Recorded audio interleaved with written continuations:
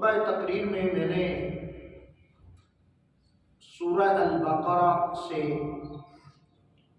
تیسرے پارے کی ایک آیت کا کچھ حصہ تلاوت کیا ہے۔ مثل الذین ينفقون اموالهم، مثال ان لوگوں کی جو اللہ کے راستے میں خرچ کرتے ہیں۔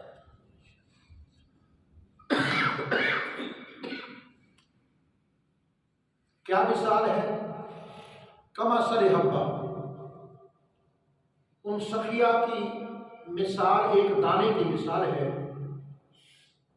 کمثل حبۃ انبتت سبع سنابل، کہ ایک دانہ جب کاشت کیا جاتا ہے، اللہ کے سپرد اس کو کیا جاتا ہے، توکل علی اللہ پر اس کو زمین کے تہ میں گاڑ دیا جاتا ہے، پھر انبتت سبع سنابل، اس ایک دانے سے 7 بالیاں پیدا ہو جاتی ہیں۔ فی کل سنبلۃ، پھر ہر ڈالی سے 100 حبہ، 100 دانہ پیدا ہوتا ہے۔ ایک دانے سے 7 بالیاں، ہر بالی سے 100 دانہ، ایک دانے سے ہوا 700 دانہ۔ اس آیت کے اگلے حصے میں یوں ارشاد فرمایا، اللہ یضاعف لمن یشاء، اللہ جس کے لیے چاہے دگنا کر دیتا ہے۔ 1 سے 7 بالیاں، ہر بالی میں 100 دانہ، 1 سے 700 دانے۔ واللہ یضاعف لمن یشاء، اللہ جس کے لیے چاہے دگنے کر دے، تو پھر 700 سے وہ ہو گئے 1400۔ اس کے بعد آیت کا اختتام ان مبارک الفاظ پر ہے، واللہ واسع علیم، اللہ اور بھی وسعت والا ہے، اللہ اور بھی علم والا ہے۔ اللہ کی جناب میں کوئی کمی نہیں ہے، اس کی رحمتوں کی، اس کے خزانوں کی، اس کے عطیات کی کوئی حد، بندہ اور انتہا نہیں ہے۔ 22ویں پارے سے میں نے چند کلمات اسی موضوع پر تلاوت کیے ہیں۔ ارشاد باری تعالیٰ ہے، وما انفقتم من شیء، تم کوئی شے انفاق کرو اللہ کے راستے میں، رضائے الہی کے لیے کوئی چیز بھی تم خرچ کرو، فَهُوَ يُخْلِفُهُ، اللہ اس خرچ کی ہوئی جگہ پر تمہیں اور عطا کرے گا۔ اس خرچ کی جانے والی چیز سے اللہ اس کا خلیفہ بنا دے گا، یعنی اتنا اور بھیج دے گا۔ خدا تعالیٰ کی عطیات اور ہمارے سخاوت میں کتنا فرق ہے۔ وہ عطا کرتا ہے تو اپنے خزانوں میں سے، اور جب ہم اللہ تعالیٰ کی توفیق سے خرچ کرتے ہیں تو ہم اپنے آپ نہیں کرتے، بلکہ اللہ پاک کے دیے ہوئے سے کچھ دیتے ہیں۔ میں اسی بات کو بطور لطیفہ یوں بیان کیا کرتا ہوں کہ تم بھائی اللہ کے راستے میں اپنے پاس سے کچھ نہ دو، تم اپنی طرف سے کچھ نہ دو، وہ اپنے پاس رکھو جو تمہارے پاس ہے، لیکن اللہ کے دیے ہوئے سے کچھ دے دو۔ بات تو وہی ہے، ہمارے پاس تو کچھ بھی نہیں ہے، آئے تھے کچھ نہ تھا، جائیں گے کچھ نہ ہوگا۔ انسان حسن عمل کی دولت، حسن خاتمہ کا تحفہ اور تمغہ لے کر یہاں سے رخصت ہوتا ہے۔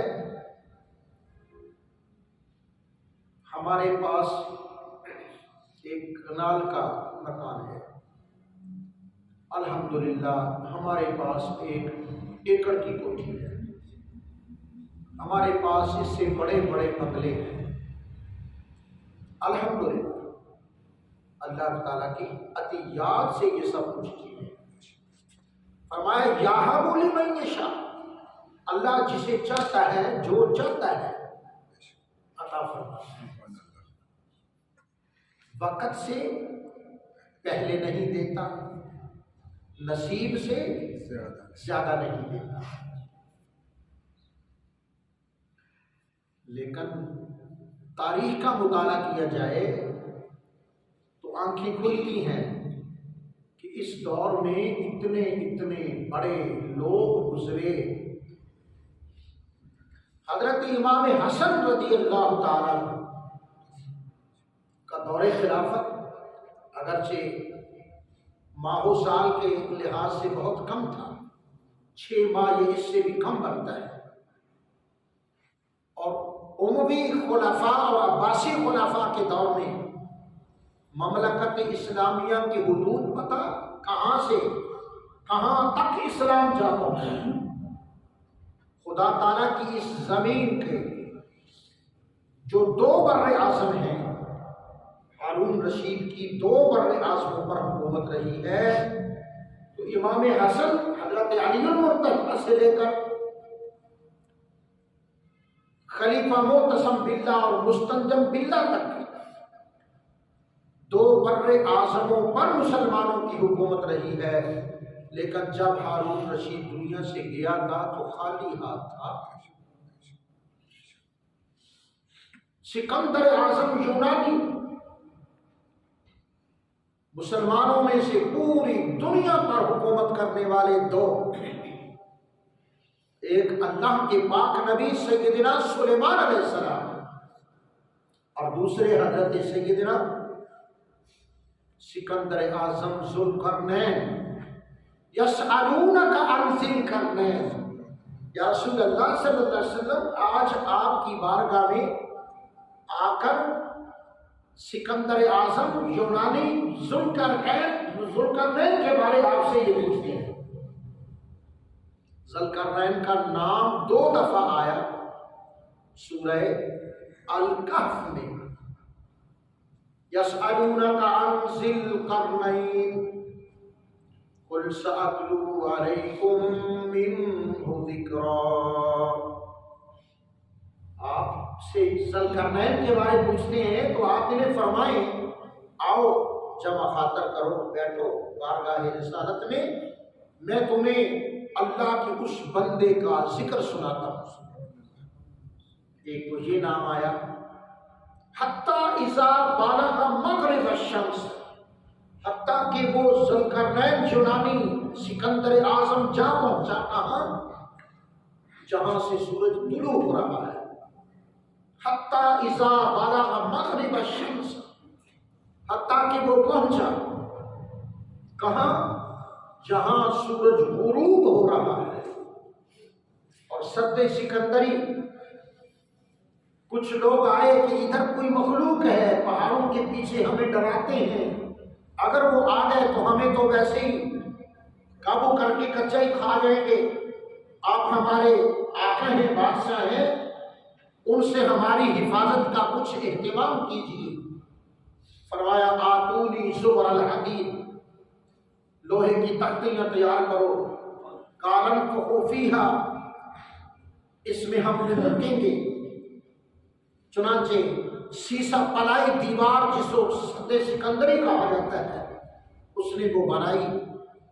جب آخری دور آ گیا، سکندر ذوالقرنین، سکندر اعظم ہمارے پاکستان سے بھی گزرا تھا، جہلم کے علاقے سے گزرا، اس کے لشکر کے گھوڑے کھڑے ہو گئے، کچھ کھایا پیا، کچھ سستائے، اور وہاں اپنے پاؤں سے انہوں نے ایسے مٹی کو کھرچنا شروع کر دیا اور اپنی زبانوں سے اس مٹی کو چاٹنا شروع کر دیا۔ تو ذوالقرنین نے کہا بھائی یہ ہمارے گھوڑے بڑی جگہ پڑاؤ ہوا لشکر کا، لیکن ایسا نہیں ہوا، یہاں کوئی اشارہ کر رہے ہیں ہماری فوج کے یہ گھوڑے، یہاں سے دیکھا جائے کوئی چیز ضرور نکلے گی۔ یہ جو اس طرح پاؤں مار رہے ہیں، آخر کئی جگہ پڑاؤ ہوا، گھوڑوں نے ایسے نہیں کیا، اب اس کی زمین کو یہ چاٹ بھی رہے ہیں اور جو پاؤں بھی مار رہے ہیں۔ یہاں کوئی معاملہ یہ ہے، جب وہاں سے دریافت کیا گیا تو کیا نکلا وہاں سے نمک کے کان نکلی۔ وہ سکندر ذوالقرنین جس کے گھوڑوں نے پاکستانیوں کو نمک کی اتنی بڑی کان دی کہ جو دنیا میں سب سے بڑی کان کہا جاتا ہے۔ تو بھائی جب سکندر ذوالقرنین بھی اس دنیا سے گیا تو اس نے ایک نصیحت کی تھی کہ میں نے جدھر منہ کیا فتوحات نے میری قدم بوسی کی، جدھر میں بیٹھا فتوحات پر فتوحات ہوتی گئی، لیکن آج مجھے موت فتح کر رہی ہے۔ فاتح اعظم سکندر ذوالقرنین کو موت جب فتح کر رہی تھی تو آپ نے اپنے ساتھیوں کو یہ وصیت کی کہ جب میرا جنازہ اٹھایا جائے تو میرے دونوں ہاتھ کفن سے ذرا باہر نکال دینا تاکہ خلقت تماشا دیکھے جس کے ہاتھ میں ساری زمین کے خزانوں کی ساری کنجیاں تھیں، جو فتوحات کا بادشاہ تھا، اس کو سکندر اعظم اور قرآن کریم نے مدحت اور عزت کے ساتھ جس کا تذکرہ خیر کیا ہے، آج وہ جا رہا ہے تو ہاتھ خالی جا رہا ہے۔ میسر گو کے سب سامان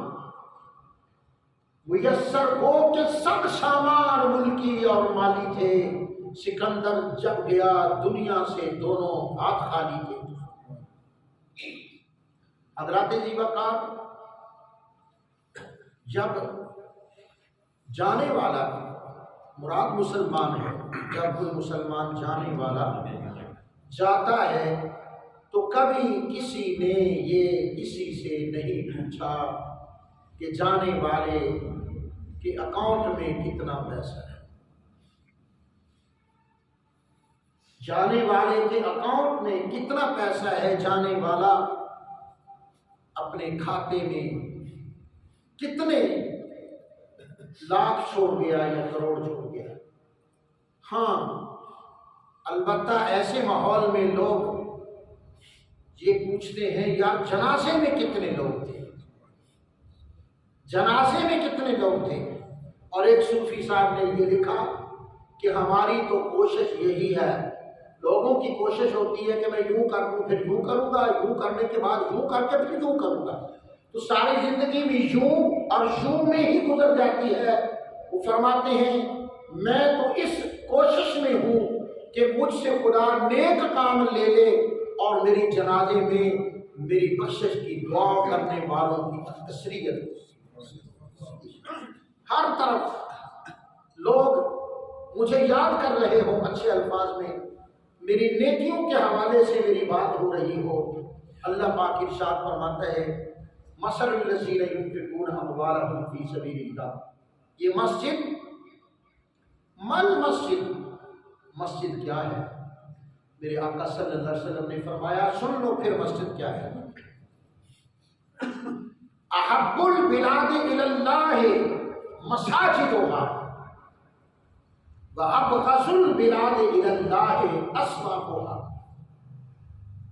ارشاد فرمایا مسجد کی جو یہ دھرتی ہے یہ خدا تعالیٰ کی ساری زمین کا خلاصہ ہے، خدا کی ساری زمین میں سے پاکیزہ ترین جگہ اللہ کی مسجد ہے۔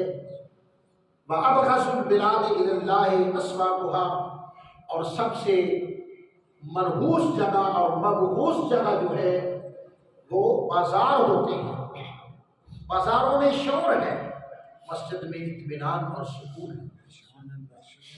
مسجدوں میں بازاروں میں افراتفری ہے، یہاں اطمینان کی، سکون کی، روحانی نیکیوں کی، خیرات کا بٹوارا ہوتا ہے۔ بازار میں انسان کا دل دنیا کی رونقوں میں الجھ جاتا ہے، جب مسجد میں مومن قدم رکھتا ہے تو اس کا دل مولا کی ذات کے ساتھ وابستہ ہو جاتا ہے۔ الذین آمنوا وتطمئن قلوبهم بذکر اللہ الا بذکر اللہ تطمئن القلوب، وہ لوگ جو اللہ کی یاد کرتے ہیں ان کے دل مطمئن ہو جاتے ہیں۔ خبردار، اللہ کے ذکر کے ساتھ ہی دل اطمینان، سکون اور چین پاتے ہیں۔ میرے کریم آقا صلی اللہ علیہ وسلم نے فرمایا کہ من بنا للہ مسجدا بنا اللہ لہ بیتا فی الجنہ، جو رضائے الہی کو حاصل کرنے کی نیت سے خدا تعالیٰ کی حضور حاضری لگوانے کے لیے، اپنی سعادت کے لیے جو مسجد تعمیر کرے، بن اللہ لہ بیتا فی الجنہ، اس بندہ خدا نے بتوفیق الہی گارے سے مسجد بنائی، سیمنٹ سے مسجد بنائی، کچی پکی اینٹوں یا پتھروں سے اور دنیا کے قیمتی پتھروں سے اس نے مسجد بنائی۔ اس میں سیمنٹ، سریا، لوہا، لکڑی، شیشہ، رنگ اور یہ سب کچھ اس کے اندر لگ گیا۔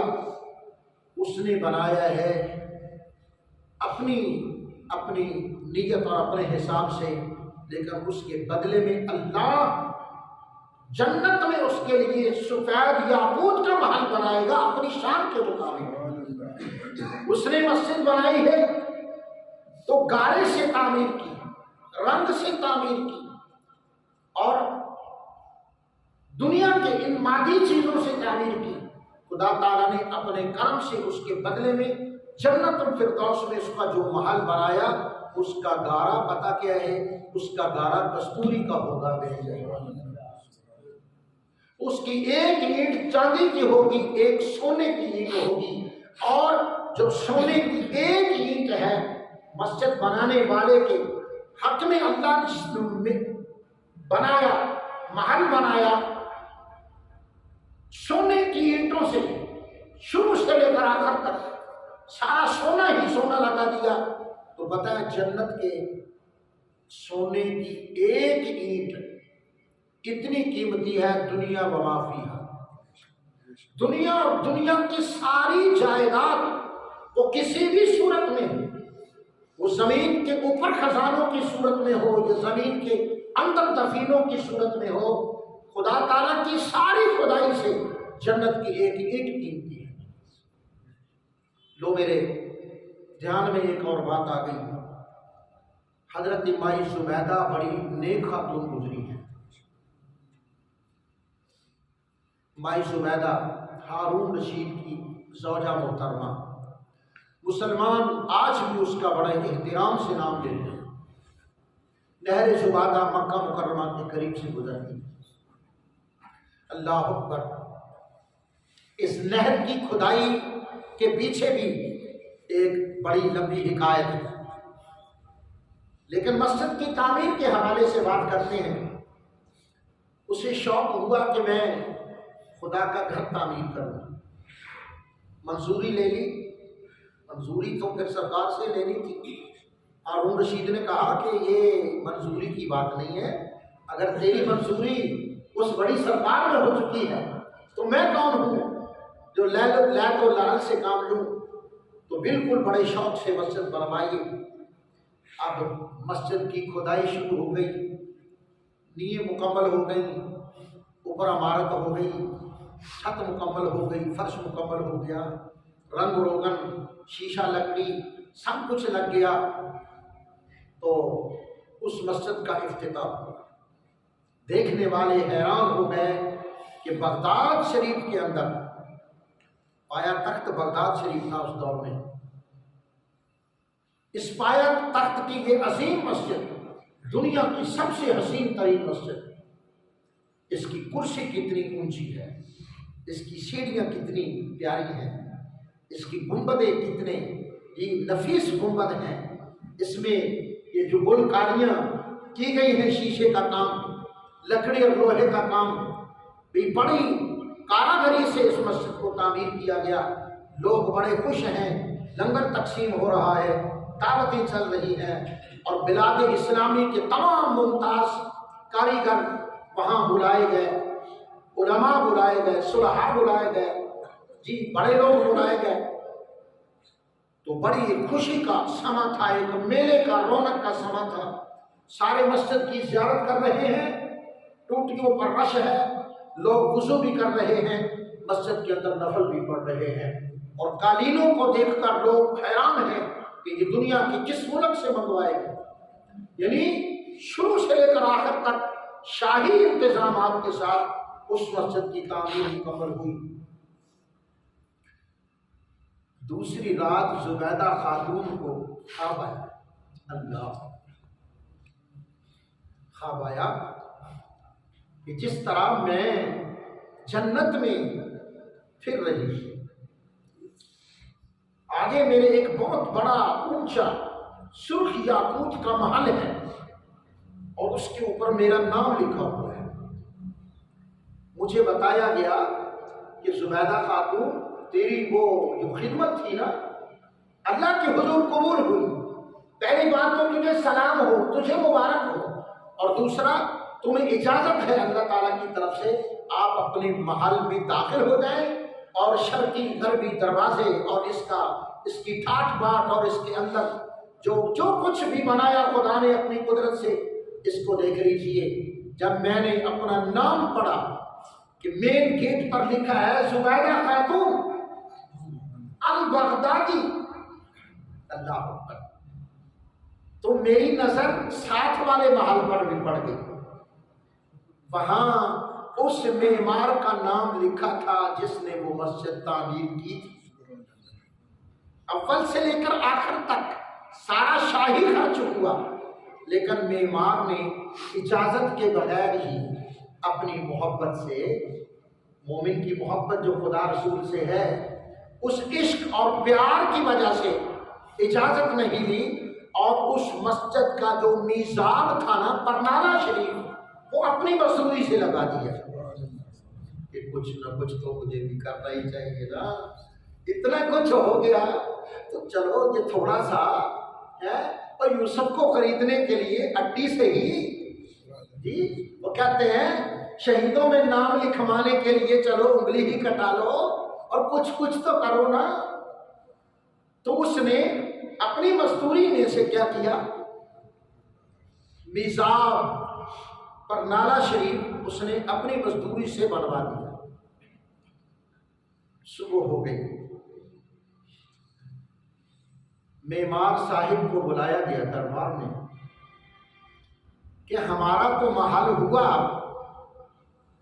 یا تو مزدوری نہ لیتا اور تیرا محل ہوتا، لیکن یہ کیا تماشا ہوا کہ ہم نے سارا کچھ بنایا، ہمارا بھی محل اور تیرا مفت میں محل، یہ کیسے ہو گیا حالانکہ تو نے کام کی مزدوری لی ہے۔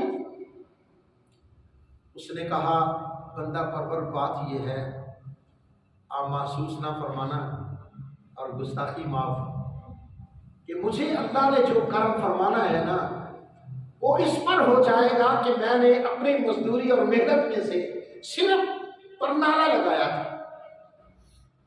زبیدہ خاتون نے کہا اچھا، مجھے بھی محل اور پرنالہ لگانے والے کو بھی محل۔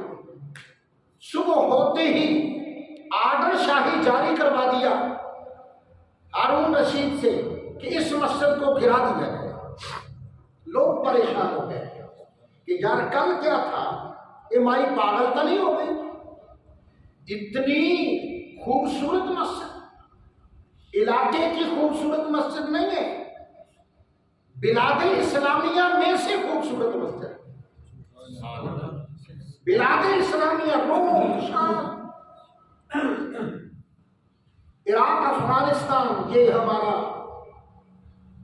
کچھ حصہ، پاکستان کا حصہ کچھ بھی وہاں شامل تھا اس دور میں۔ بلاد اسلامیہ میں سب سے خوبصورت مسجد گرا دی جائے گی، یہ مائی کملی ہوگی۔ آپ نے فرمایا میں کملی نہیں ہوئی، میں خدا تعالیٰ کی رحمت کو دیکھ رہی ہوں میں کون ہوں جو خدا تعالیٰ کی رحمت کو ڈکا لگا کے بیٹھ جاؤں؟ اعلان کرو کہ جو ایک پیسہ دے سکتا ہے خدا کی رحمت سے بعید نہیں، ایک پیسہ دینے والے کو بھی اللہ میری طرح جنت الفردوس میں سرخ یاقوت کا محل دے سکتا ہے۔ اللہ حضرات جی برکار، پھر عوام الناس کو اجازت دی گئی کہ کوئی مٹھی بھر ریت لا سکتا ہے تو وہ لے آئے۔ اس مسجد کی تعمیر کے لیے کوئی ایک گڈھے پر تھوڑی سی مٹی ڈھو سکتا ہے تو وہ ڈھوئے، جو کچھ نہیں کر سکتا وہ آ کر اس مسجد کو دیکھتا رہے کہ یہ کس طرح بن رہی ہے، وہ پانی نل سے بھر کے لے آئے، کچھ اس کی تشہیر کرے، اور کوئی نہیں کر سکتا تو اچھے الفاظ میں اس کی تعریف ہی کرے، اس کا بھی خدا کی رحمت میں حصہ ہو جائے۔ حضرات جی مکہ، خدا تعالیٰ جل جلالہ نے ان مساجد کو بڑی عزت بخشی، ان مساجد کو عزت بخشی کہ اہل ایمان کی ایمان اور نور سے چمکنے والی پیشانیاں اس مسجد کے سینے پر آتی ہیں، اور زبان سے جاری ہوتا ہے لا الہ الا اللہ محمد رسول اللہ، سبحان ربی العظیم اور سبحان ربی الاعلیٰ کی تسبیحات اس مسجد کی دھرتی پر پڑھی جاتی ہیں، اور جہاں مسجد بن گئی وہ قیامت تک مسجد ہی رہے گی۔ ایک روایت میں یوں آیا کہ قیامت تک دنیا میں جہاں جہاں مسجدیں بن چکی ہیں، بن رہی ہیں، بنے گی، قیامت تک ان تمام مساجد کی زمین کو خدا اپنی قدرت سے جوڑ کر جنت الفردوس کا حصہ بنا دے۔ یہ مسجد پاک جب پاکستان قائم ہوا تھا تو سب سے پہلے یقیناً یہاں کچھ اور موجود تھا، یہاں نشیب تھا، یہاں تالاب تھا وغیرہ وغیرہ۔ پھر ہمارے کچھ بزرگوں نے بیٹھ کر سوچا ہوگا کہ جب ہم نے چھوٹے موٹے اپنے گھر بنائے تو عبادت گاہ بھی تو ہونی چاہیے، عبادت گاہ۔ پھر چھوٹا سا وہ سلسلہ چلا، پھر اس سے پھر بڑی مسجد بنی، پھر اس مسجد سے اب یہ مسجد بنی۔ میں یہاں کہہ رہا تھا پچھلے ماحول میں عرض کر رہا تھا کہ آپ یہ نہ سمجھیں کہ یہ اتنی بڑی مسجد ہے، نہ جانے آج سے 500 سال بعد یہ مسجد کتنی بڑی مسجد ہوگی۔ سبحان اللہ کہتے ہیں، سبحان اللہ۔ آج سے 500 سال بعد پتہ نہیں یہ مسجد کتنی وسیع ہو چکی ہوگی، اور اللہ کے بندے اس کی تعمیر میں اسی طرح اعلانات کر رہے ہوں گے، اسی طرح اپنا حصہ پیش کر رہے ہوں گے، اور جنتیوں میں اپنا نام لکھوا رہے ہوں گے۔ یہ سلسلہ رکے گا نہیں، اور دنیا کی تمام مساجد جو وسیع سے وسیع تر اور وسیع تر سے وسیع ترین ہوتی جائیں گی، اور نئی مساجد قائم ہوتی جائیں گی، قیامت تک یہ دنیا کی تمام مساجد کا جو شہر پاک ہے یہ سارا اکٹھا کر کے بیت اللہ شریف کے ساتھ اس کو جوڑ کر جنت الفردوس کا حصہ بنا ہے۔ میں نے پہلے بھی کسی موقع پر یہ عرض کیا تھا کہ جب حضرت سیدنا آدم علیہ السلام نے اللہ کے حکم سے زمین پر تشریف لا کر جب قبولیت ہو گئی، آپ کی قبولیت ہو گئی، توبہ قبول کے بعد، ان اول بیت وضع للناس الذی ببکہ مبارک، پہلا گھر جو تعمیر ہوا عبادت کے لیے وہ بیت اللہ شریف تعمیر ہوا۔ اللہ اکبر۔ اور پھر یہ بیت اللہ شریف کی تعمیر مرحلہ وار رسول اور نبی کرتے آئے، یہاں تک کہ ابراہیم اور اسماعیل علیہ السلام نے اپنے دور مبارک میں اذ یرفع ابراہیم القواعد من البیت واسماعیل، اسماعیل اور ابراہیم علیہ السلام نے اللہ کے حکم سے اوپر سے جو مٹی کی طے آ چکی تھی طوفان نوح سے، اللہ تعالیٰ کی وحی اور امر اور الہام کے ساتھ وہ مٹی کی بڑی تبیز جو طے تھی وہ اتاری، اور نیچے سے وہی نی نکلی۔ جی فرمایا اذ یرفع ابراہیم القواعد من البیت واسماعیل، حضرت آدم کے ہاتھوں سے وہ بننے والا کعبہ پھر دوبارہ یا کتنی بار ہو چکی، ابراہیم علیہ السلام نے اس کو تعمیر فرمایا۔ جب آدم علیہ السلام تعمیر فرما رہے تھے تو تعمیر کعبہ کے بعد بہت بڑا طوفان آ گیا. اتنا بڑا طوفان آیا کہ زمین پر پڑے ہوئے بقیات جو پتھر تھے، چھوٹے بھی ہو سکتے ہیں، بڑے بھی ہو سکتے ہیں، بڑی بڑی چٹانیں بھی ہو سکتی ہیں، چھوٹے چھوٹے سنگریزے بھی ہو سکتے ہیں، ایسا طوفان آیا کہ بیت اللہ شریف کی عمارت کو کوئی نقصان نہیں ہوا، اور اتنا تیز وہ چلا کہ جتنے پھیلے ہوئے ذرات تھے، چھوٹے یا بڑے کنکر تھے، وہ سارے کے سارے طوفان نے اٹھائے اور پوری دنیا کی زمین پر پھینک دیے. عرض کیا مولا یہ طوفان آیا، بیت اللہ شریف تو سلامت رہا تیرے کرم سے، لیکن وہ چھوٹے یا موٹے یا بڑے یا وہ سارے کنکر کہاں صفائی ہو گئی؟ فرمایا ہر کنکر وہاں ہم نے رکھا ہے جہاں قیامت تک مسجد تعمیر.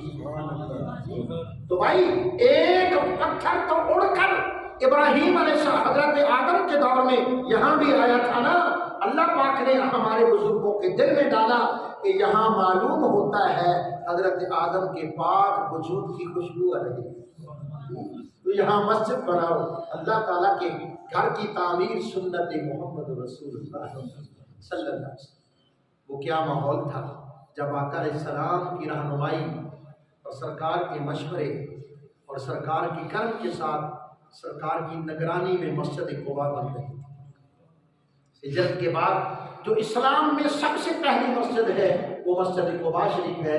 میرے کریم آقا فرماتے ہیں جو اپنے گھر سے راکباً وماشیاً چلے، پیدل یا سفر کر کے سوار ہو کر مسجد قباء میں جا کر ہفتے کے دن 2 نفل پڑھے کا عمرتان، اس کو ایک حج اور 2 مقبول عمروں کا ثواب ہو جاتا ہے.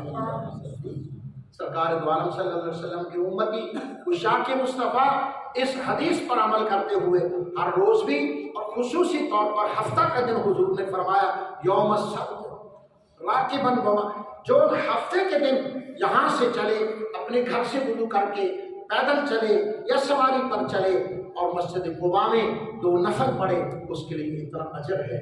اور وہ بھی ماحول ذہن کے اندر گھومتا ہے، وہ مناظر کہ جب میرے کریم آقا سیدنا محمد رسول اللہ کے سر نبوت، سر رحمت کے اوپر ایک بٹھل ہوتا تھا، ایک کھاری ہوتی تھی، اور مسجد نبوی جس میں ہم نماز ادا کرتے ہیں، سبحان اللہ، اس مسجد کا وہ پہلا حصہ جو حضور نبی کریم علیہ السلام نے اپنے نگرانی مبارک میں تعمیر کیا، اس کی بنیادوں سے خود آقا علیہ السلام اپنے سر نبوت پر پتھر اور وہ کنکر اور وہ ریت اس طرح ملی جلی کیفیت وہ باہر پھینک رہے تھے، اور قیامت تک اپنے کلمہ کو امتیوں کے لیے آقا علیہ السلام کی سنت بنا رہے تھے کہ میرے غلام بھی اپنے اپنے زندگی میں، اپنے اپنے ملکوں میں اپنی اپنی توفیق سے مساجد تعمیر کریں گے.